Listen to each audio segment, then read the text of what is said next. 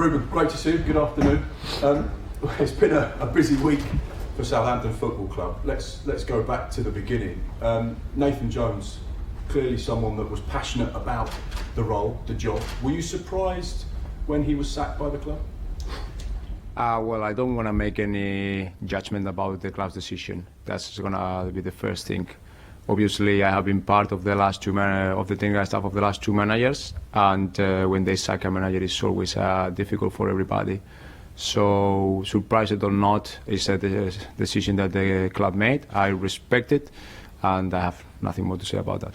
And the club clearly moved quickly to try and replace Nathan Jones, and they identified Jesse Marsch as someone that they thought could potentially keep Southampton in the Premier League. On Tuesday, everything was verbally agreed. On Wednesday, the talks break down. What do you make to that situation?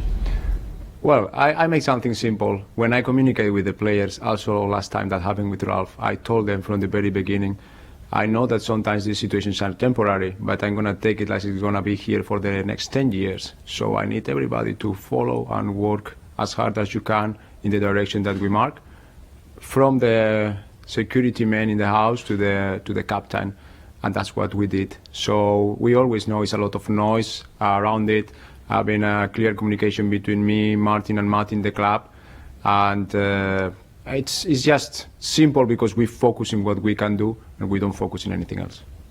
You're taking the team for the Chelsea game. How much have you been able to put across your views as a manager, as a head coach, onto the group in such a short space of time? Well, it's a short space of time and we cannot change a lot of things from the previous direction. We can just add our details and go with an idea that can be closer of what I think as a manager. I think we will see a team that continuing some of the good behaviors that we had before, with a couple of things that we will try to implement during the whole week. We have a great squad with some different possibilities that allow us to have a game plan according to what we need tomorrow to go to Stamford Bridge and beat Chelsea. You've coached in Russia, Azerbaijan, Greece, Denmark, Spain, England, Norway. Norway. Sorry, I forgot.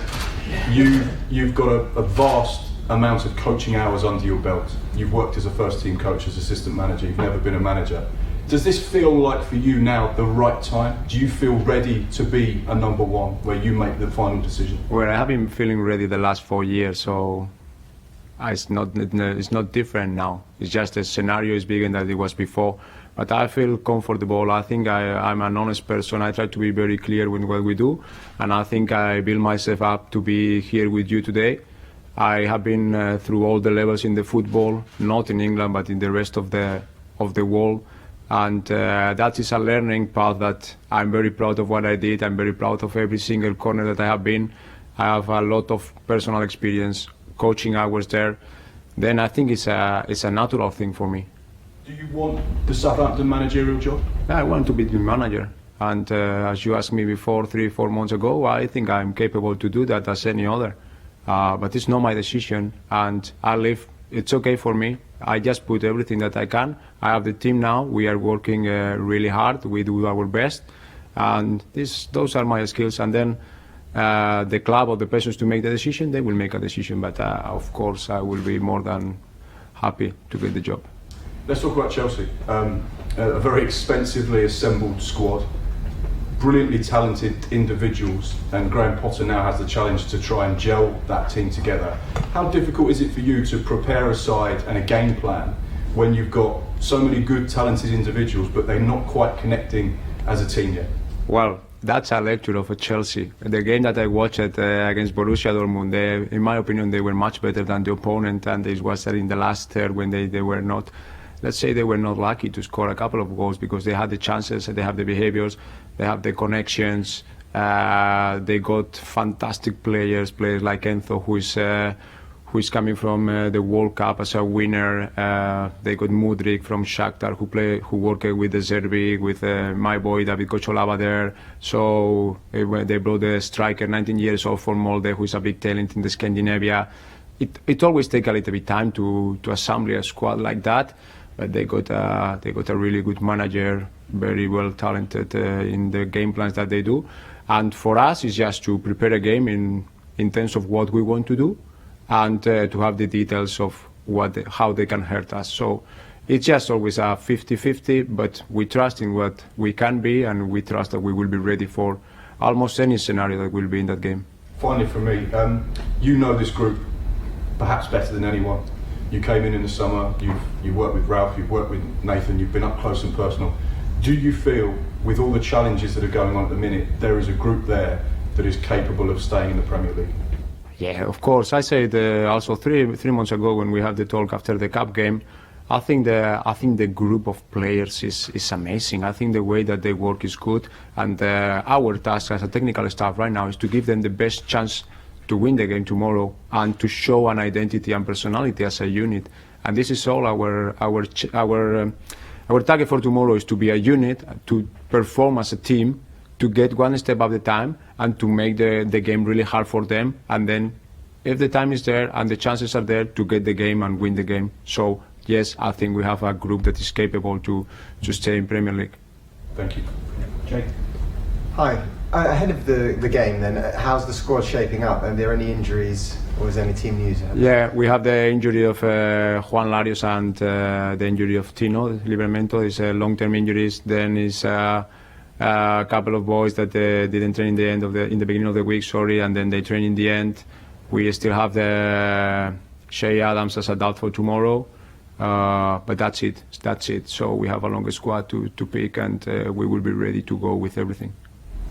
And now you've seen a bit of, well, you've seen Chelsea already, but now you said you've studied them in the last few days. How do you think Southampton is the best way of getting a result at Chelsea? Well, we need the first thing that we need is to learn how to control the game. And how to control the game implicates a lot of details. First of all, we need to know the opponent, and we need to know the details of the player that is in front of us.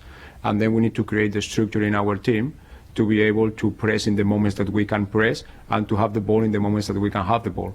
It's nothing out of the book. It's something just to give something that is very logical for the players, something that they know how to do it, and to try to, in the moments that we need, control the game in possession and without the ball, against the ball, as we say here. And is that, if I were to say to you, what does a Ruben Selles team look like? That's what a Ruben Selles team you'd like it to look like? Yeah, it's going to be something close, of course. We didn't have the time to prepare everything, the detail, because as much as the time is going in a 1 week, 2 weeks, the team should be better to get those behaviors. But as much as we can recycle from the former managers and putting together, that's what we are doing. And yes, I think we will see a very good version of what a team of Ruben can be. And how have you found the last few days, personally? Wow, I enjoy every single moment. Listen, it's a Premier League team with a lot of possibilities, with marvelous players. The house is amazing. Everybody in the house has been supporting me from the very beginning. And yeah, I just enjoy every second, and I will continue. I think I'm capable to do the job. So it has been a good experience to see that all the people around the club just supporting us, supporting me, the technical staff, the internal promotions that you have made. It's also helping us. The message is clear, so I enjoy every second. Okay, thank you. Ruben, it's great you want the job, and you said the club will decide, but does that mean you've got an opportunity to prove yourself? Have they said to you, show us what you can do then? Or you just want the job without knowing they've got a chance of getting it? No, listen, of course the conversations I have with the club are confidential, and then you will know in the time that you need to know. Nobody have told me that win Chelsea or you don't get the job, or doesn't matter what you do, you will get it. That is not the conversation, because that's not football. Football is about to create process, to be able to perform, to be able to win. You can win a game being lucky, but you cannot win 10 games being lucky. You need a process there, and that's what we are building. So we have not been talking about win Chelsea and then you guys stay, don't win Chelsea and then you don't stay. That has not been the conversation. Okay.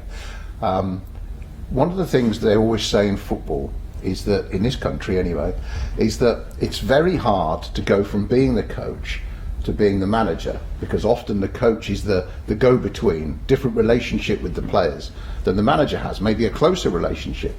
How do you deal with that and become the authority, the Mr. Nasty sometimes you have to be as a manager, not always the player's friend? Well, I think it's also the way that you see the leadership role.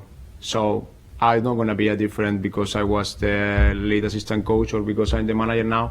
I will just try to do things in the same way that I have been doing. Otherwise, I will not be myself when I make decision or when I communicate decision. And that has been also about that week. I don't think we are anymore in football in those terms where you have a surgeon as a coach that you cannot speak with him or you cannot and he dictates what you do. I think we are in 2023 and then the new generations are changing, they need more explanation, they are exposed to the media, they are probably in some different way, they are more prepared than it was before with all the social media. Again, I don't see the role that changing the personality of the person.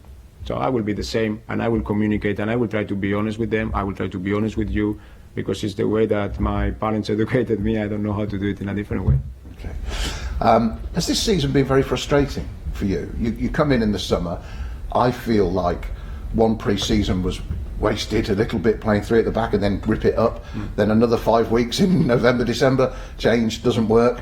But as a coach, watching it all happen, you must be delighted now to have a chance to not have to run your thoughts by other people, that actually you can do what you want. Well, yeah, but it's not about only the last season. It's about the last 3, 4, 5 seasons. Also, when we were working with Jesse in Copenhagen or with David in AGF, I always had my own. I always play the ideas of some others. So now I have the chance to play my ideas, and that's what I like to see and to prove that the ideas are true. So it has been nothing different in terms of frustrations than before. But I know the ways, and I know my way to arrive to be manager to that position was assisting some of the best coaches in the world, like in the case of Ralph, and some really good coaches that usually for the big public are not well known, like Jess, for example, in Copenhagen or Gurban Gurbanov in Karabakh. But I learn a lot from them, and from this learning I think I can show my own personality through my team. There's a nice clarity about what has to happen, and I was talking to someone the other day about the fact that you can't be too pragmatic. You need points. You need to win games. Drawing games won't keep the team up. Does that make the sort of mission even easier to sell to the players that, come on, we're at a point now where we need to better to get 3 points and no points than draw 2 games, yeah? Yeah, well, first of all, if we were not in this situation, I will never be seated here with you. So that's the first thing. Second thing is, for me, the long-term development is also is connected with the short-term result. I have never played a game in my life just to develop players, and that is clear. So right now, what we are trying to give is a solution that can endure in the club. We are here or not. A behavior that can endure. We are here or not. But at the same time, a solution for the next game where the players can fit in. So it's more about how you work with those individuals than really about the idea. If the idea is clear, you can educate them in the idea, and then you can pick the squad, because we have a really good team for that, according of that idea, and that will give also the result. But we don't need to expose too much some of especially the young talented players. So that is a fact. So for me, it's nothing different or separately. It's always part of the equation. Just finally from me, you've gone into coaching at a young age. Who have you looked up to, either close up or from a distance? Who are your sort of coaching heroes that have inspired you? Wow, that's good. Listen, I grew up in Valencia, so Rafa Benitez has been always a reference. Rafa Benitez put my team Valencia in the top with a very clear idea, with the 4-2-3-1, very organized, and I know you know him for his success in England also. So Rafa was definitely the first one to open something. When I was studying in the university, watched some trainings of him, and then the coaches that I have been working, especially Gurban in Azerbaijan, reaching the Champions League group stage together. But it was the first time in the history with a team that actually tried to play in a 4-3-3, tried to be combinative. That those two have impacted me, one personal in the relation, and then the other one just in the facts. And then, of course, Pep changed the game some years ago. Simeone showed that it can be a different way to do it. Graham in Chelsea showed that you can be very flexible in what you do in every game with 3, 4, 5 game plans, changing the situation. So, and there is Jurgen with his Ginger pressing. So it's not like I have one. I try to pick Ralph with his high pressure, all-in mentality. It was also a pleasure to go with him. So those mix are in my head, and then I think I have a way to put some of the things together. Excellent, thank you. Thank you. Okay, we move on to section embargo for 10:30 this evening. Start with Jacob. Hi, Ruben. That leads us on to the next question nicely, actually. Do you want to see a shift back to the team's old fundamentals, high press, a narrow structure, back four maybe? Yeah, we are going to use part of this all the structure. Obviously, we cannot use all, because to play a system like that, it will require tons of training and hours of dedication. But we need to find a way to go back into some of the principles that the club had before. It's not one manager, it's not one person. It was the identity of the club, and we need to find our identity. And if we will find our identity, we need to find the process to have a solid identity. Dave Horswood's helped out in training this week. How's that dynamic going? Have you both led sessions? No, actually, they've came to support us as an assistant coach. So it was my request from him. I know his work with the B team, and then it has been fantastic. And then it has been fantastic the whole week.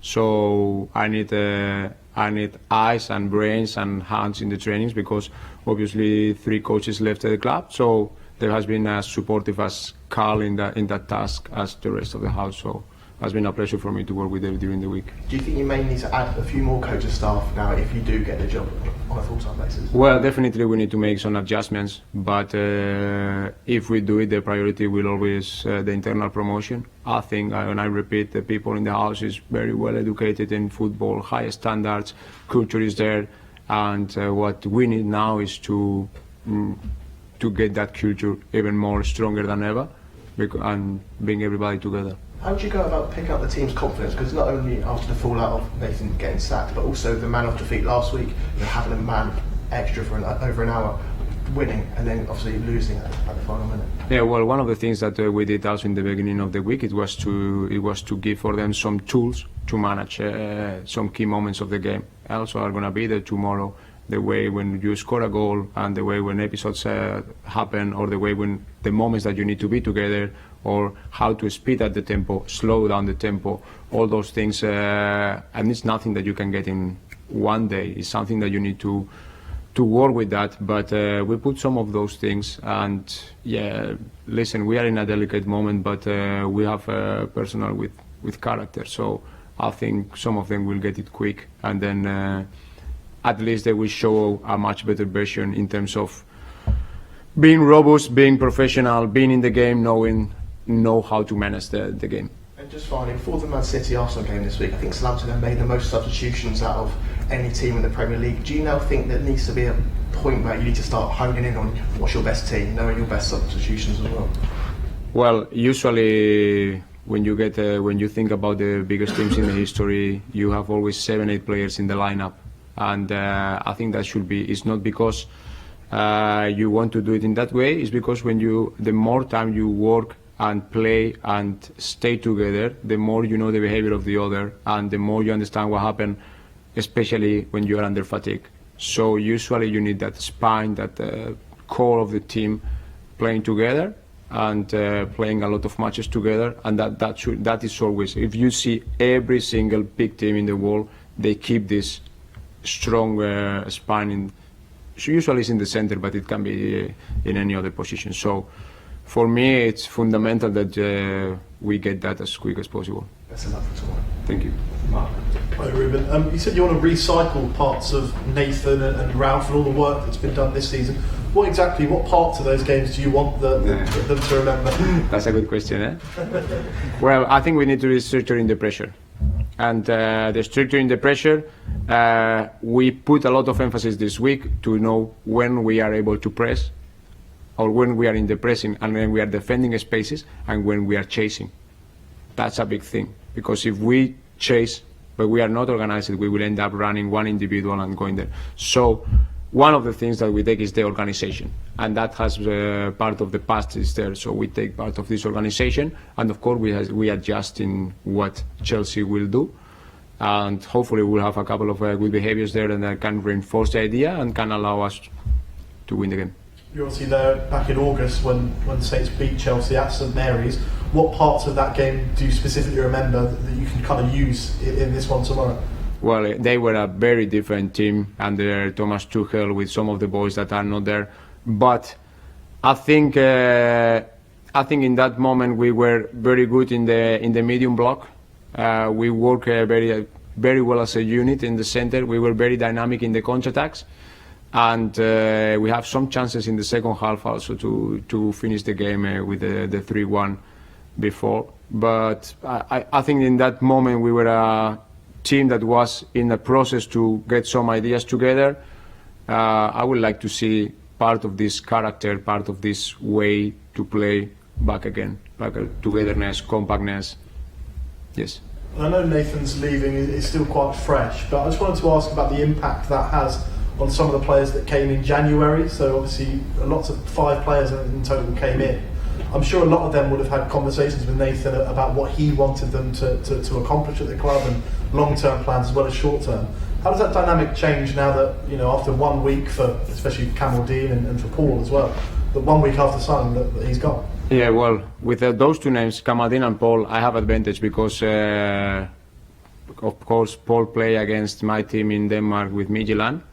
And Kamaldeen also scored against me a couple of times with Nordsjælland, so actually both of them scored there. So that was an easy conversation to tell them what we expect. They were attached with Nathan in terms of he was in the process to pick them up. I think they are incredible players that can make an impact in the Premier League as much as Carlos or James coming from Luton or Mislav. So it has not been difficult. It has been more task related. So that's what we need from you, and that's where we see you now and possible in the future. Thank you, Ruben. Afternoon, Ruben. You've obviously been here since the summer. You've seen the end of Ralph's time. You obviously saw the Nathan Jones era. You're working with the players. I think a lot of us look at the Southampton squad and think there's a lot of really quality players in this team, a lot of good recruitment over the last couple of windows, yet the results just haven't followed at all. What do you think has gone wrong? No, listen, sometimes it's, I have my own opinion, of course, something that I can share with you and something that I cannot, and you can understand that. The thing is that we also started in this week some kind of mentorship group. So when you try to develop players, you cannot develop 11 young players at the same time. And I think in parts of the season, in our selection, we were not taking in consideration those things. I think we have a lot of good, young, talented players, but we need to bring them the best platform just to show and to grow into the Premier League level. And I agree with you. I think I have a brilliant team. I have a brilliant bunch of young players and also experienced players that I can help. I think we need to find that connection, and that's what has not been probably there a lot. But it's not because one of the players or the players. It was because we as an organization, we didn't put it together and put the tools to give them the best chance to show themselves and to perform for the club. And I guess sort of going off of that, I think the team's lost now 9 games by 1 goal in the Premier League, which on the one hand I guess shows just how punishing the Premier League is, where you can play well and still lose. But on the other hand, to me it kind of maybe seems like something in terms of the mental side maybe missing. I'm just curious how you assess that and if you feel that is something that has to be addressed. No, this is a really good point, and it's a point for us as has been during the week. So when you lose by 1 goal, means that something is wrong, but means that it's not everything wrong. So it's not like you have been smashed by any team in the Premier League. It's like you are in the games and some small details put you out of the game.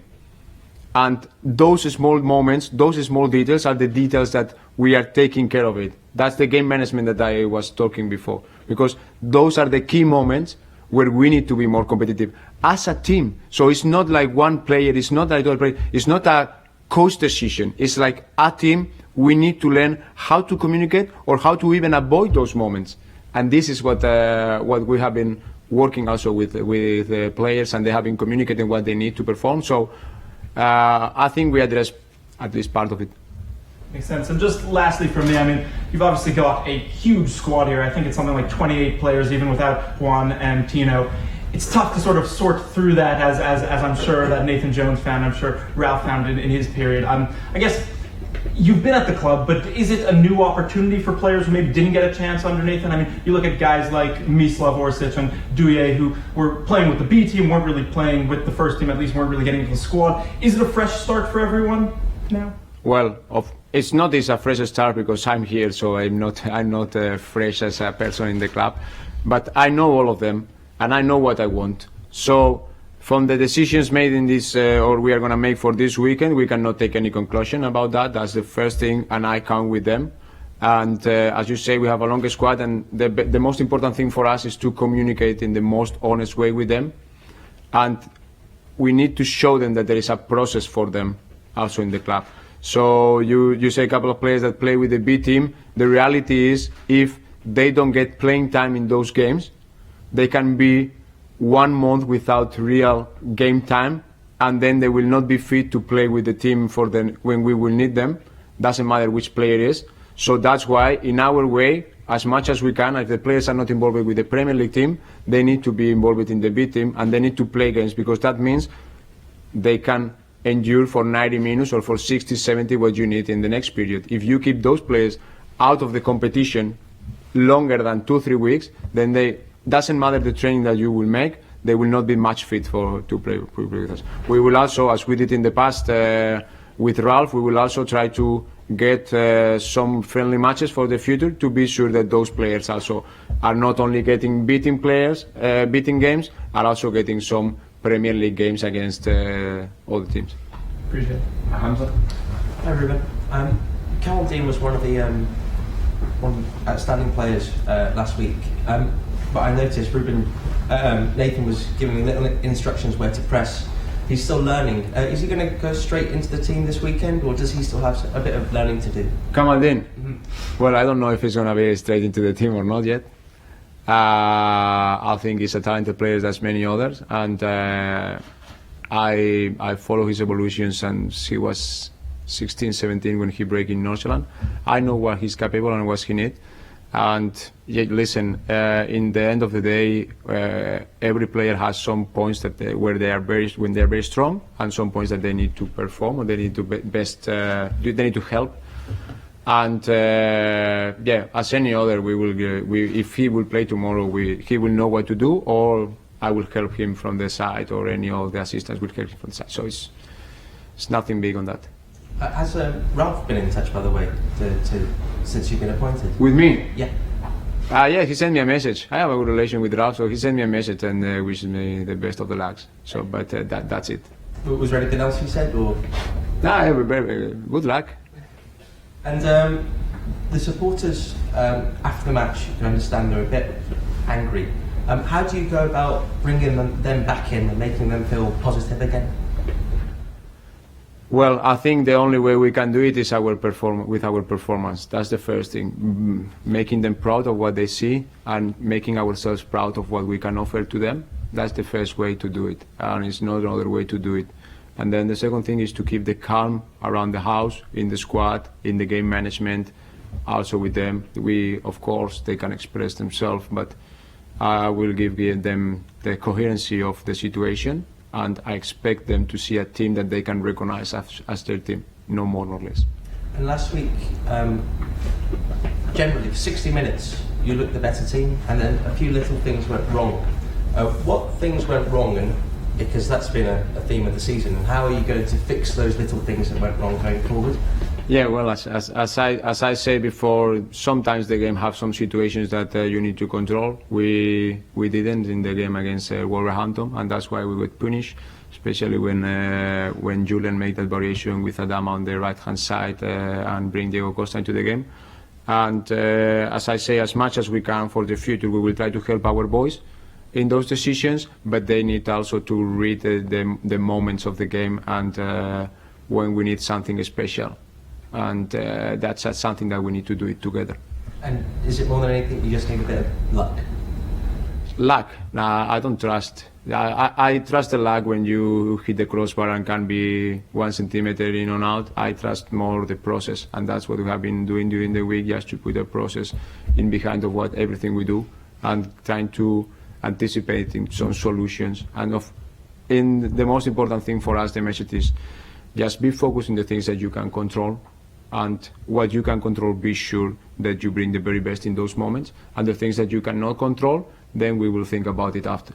Because luck, if we talk about luck, then we are disrespecting a lot of parts of the game and the coaching and the knowledge. So what we need to prepare our boys is to be ready for the chaos of the game, and to be ready to have answers and personality as a team to give solutions in the pitch, out the pitch, again, all together as a unit.